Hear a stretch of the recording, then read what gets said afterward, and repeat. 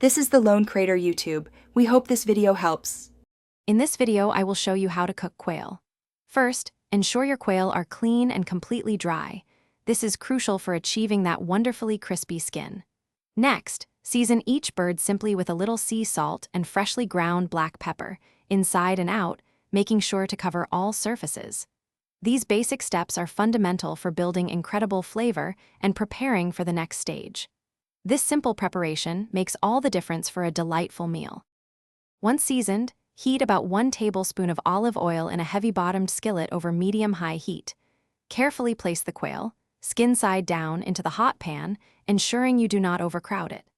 Sear each side for approximately 3 to 4 minutes until the skin turns a rich golden brown and becomes wonderfully crisp.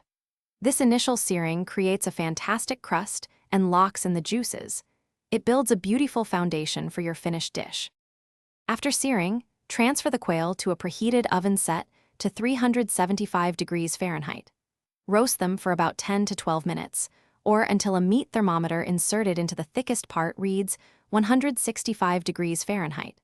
Removing them at this point ensures the meat remains incredibly tender and juicy.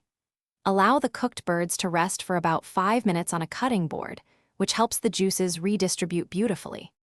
To further elevate your quail, consider adding fresh herbs like thyme or rosemary to the pan during the searing process. For an aromatic boost, sauté some minced garlic or shallots in the pan drippings after removing the quail. Then, deglaze the pan with a splash of dry white wine or chicken broth, scraping up all the delicious brown bits. This simple step creates an incredible, flavorful pan sauce to drizzle over your cooked birds.